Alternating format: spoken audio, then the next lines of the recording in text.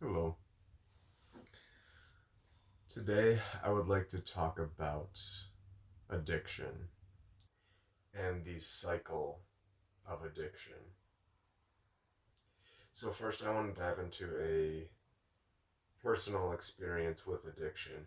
I have sort of an addictive personality, a proclivity towards habitual behavior, I suppose. Um, Smoking, drinking, pornography, things of that nature. Anything that is just able to erase or distract from uncomfortable feelings. And that's the underlying current with all of them is that they're all a different mask on the same character, on the same underlying uh, disruption on the inside. That disruption being just uncomfortable emotional situations. That's one of them.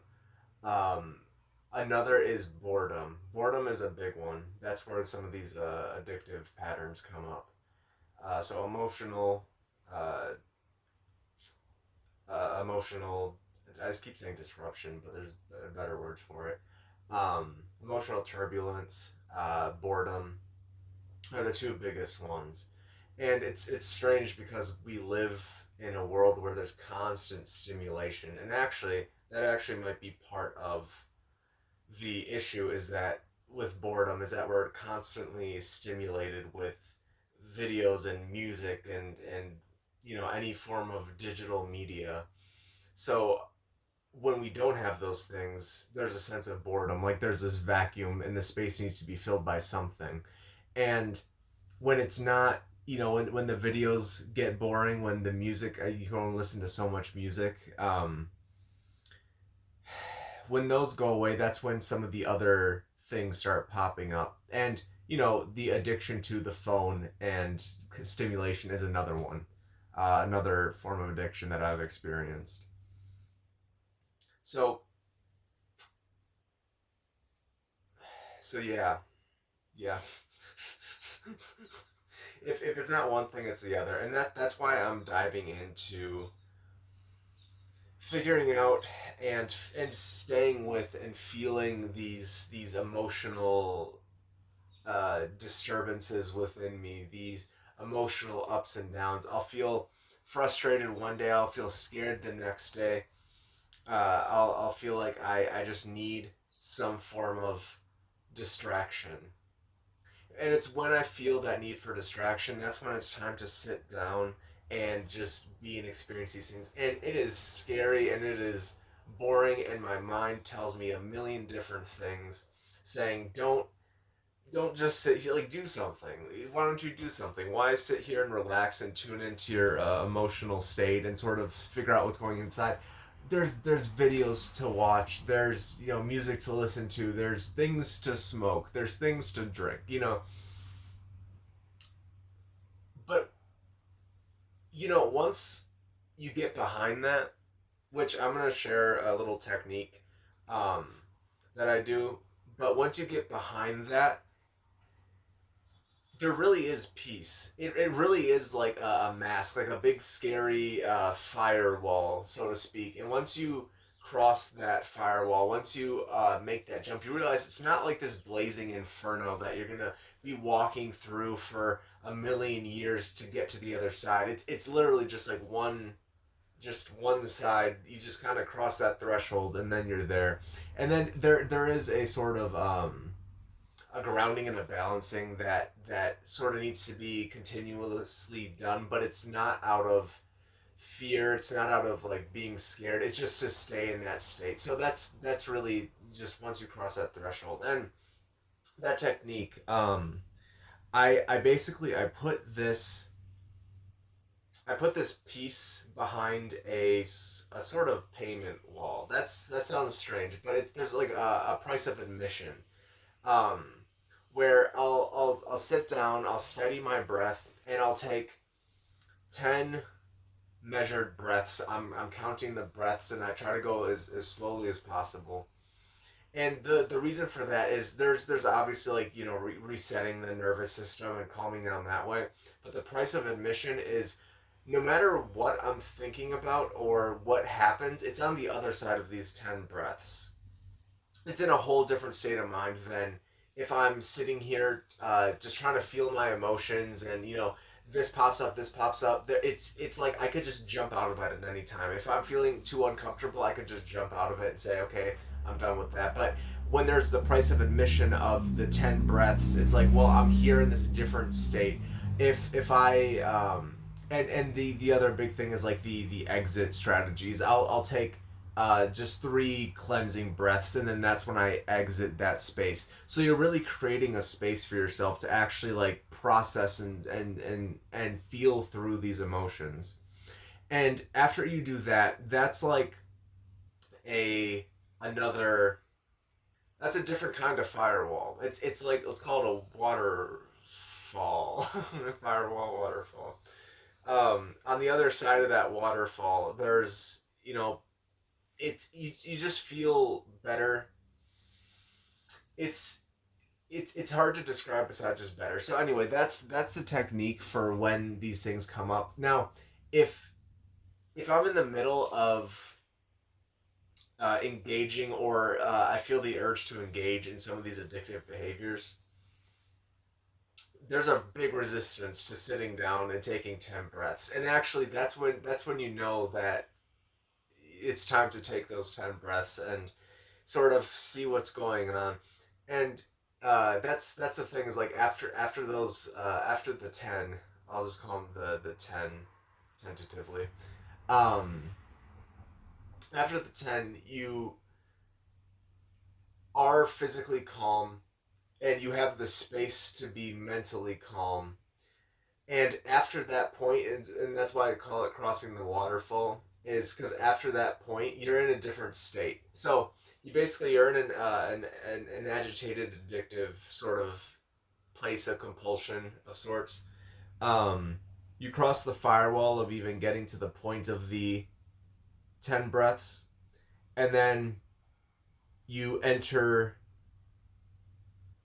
On the other side of that firewall is the entrance to the waterfall. So then after you take those 10 breaths, you've entered the waterfall, and then after you take the 3 exiting breaths, you've crossed the other side of that waterfall. So that's the sort of timeline, the analogy I'll use for this. Um, and once you do that whole process, you're not in that scared state of being surrounded by this firewall. You're just not. You've actually gone on a whole journey. You've come from being like scared and nervous and anxious within this firewall. You've crossed the firewall. You've made this point of bravery. You've come to the waterfall, which is actually going to be a cooling and refreshing experience after being trapped in this firewall. You are bathed by the waterfall. You're in this peaceful place, and then once you've exited that waterfall, you're refreshed. You're able to go about in a more centered way of being. So that's the technique. Yeah, I'd also like to mention that, and this is a big statement to just mention as an aside. This really should be the main focus. Is you are worthy of change. You are worthy of being in a better position. I feel sometimes that, that's this is just the way that things are. I'm saddled with this addictive behavior. I'm saddled with this problem, and this is just how life's gonna be, and I just have to adapt and accept that I'm gonna have to keep walking this path with this weight on my shoulders. And that's just a thought. That's just a belief that I'll hold. The truth is that I and you are worthy of change, of unsaddling ourselves from that addiction. And that's the thing. It's not even unsaddling ourselves. It's being open and willing for the weight to fall off our shoulders, because I will defend my ego, my uh the addiction itself will try to validate itself and say, no, you need me for these different for these reasons, because you can't do this alone, because you need some sort of help. And it says all these different things to make it seem like it's the thing that you need in that moment, but it's not necessary. It just isn't necessary, and it's so hard to feel and see in the moment that, when I want to smoke, that smoking is not the answer. It's very hard to see that. Sometimes I'll use the technique, um, but it's so hard to see in the moment. But the thing is that it's a boogeyman. I just see things right now as like crossing a threshold. Like it isn't this big grand journey um, to to start to see that things get better. I would think that I would need to start now. Like I'm already on the path, but like I would have to start now and then walk 1,000 miles before I can see things start to get better. The thing is that it can happen instantly. It's going to happen at the rate that you think it's going to happen. It's difficult to maybe think that it's instant, but it can be instant. It this and what can be instant is the feeling and the clarity that things can get better. There may be a journey to actualize that, to ground that in your physical reality, your experience, but the realization can be instant. It's like I believe the term is satori, the instant enlightenment. Um, the thing about that is I perceive preparation being done. It's instant enlightenment, but there's days, weeks, months, years of preparation to get to that point where enlightenment is instant.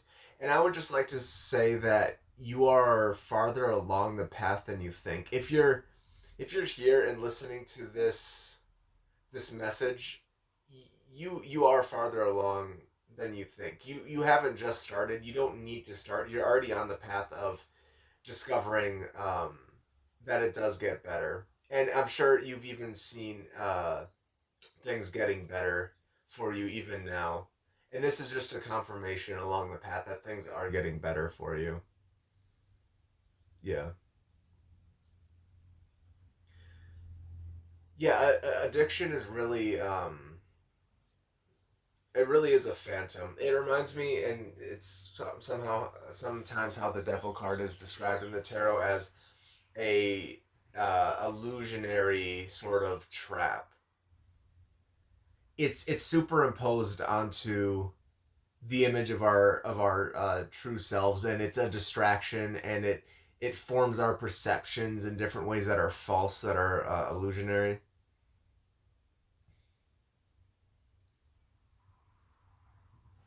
And once you get even a taste of that, oh wait, this isn't actually real. It may feel real, present as real, but that's not true reality. That's not your true reality. It's your purpose for being here isn't to get on with life in relation to your addictions. Actually, I would even say that the addiction is a, I don't want to say test, but test is the word that's coming to mind. It's a challenge. It's a sort of crucible to transform one state of consciousness into another. I was wrapped up in so many addictions unconsciously, and somehow awoke to the sense, to the idea to the even notion that I'm suffering unnecessarily.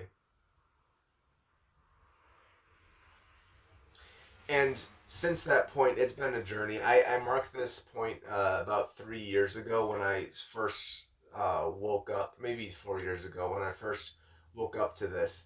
But once you realize that it is an illusion, its grip starts loosening, and then it even becomes a choice to keep it around.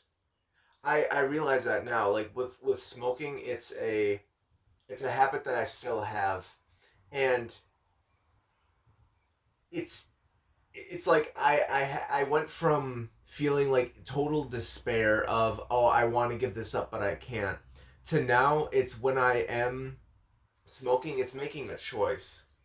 It's saying, okay, I choose to keep this around, and it's something that I'm still working on myself.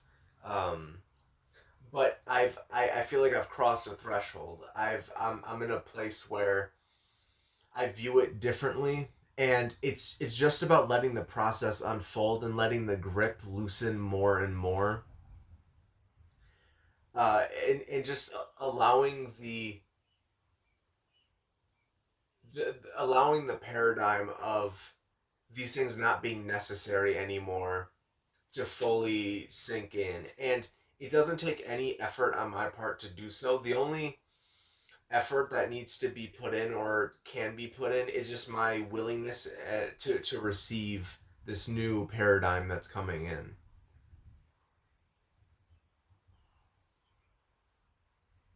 So I know that you are worthy of seeing this, seeing the illusion of your addiction. You are worthy of the notion of escaping the addiction, of its grip loosening. You are worthy of this change, of getting better. You are worthy. You are worthy. You don't even need my external validation for that. You are inherently worthy. You are a human being on this earth. You are inherently worthy of good. You are inherently worthy of feeling good, of feeling free. You are it is your birthright. You were born on this earth at this time in this body. You are worthy of everything good. You are worthy. So I'm going to leave it with that. I appreciate you being here. I appreciate you listening. And you are worthy.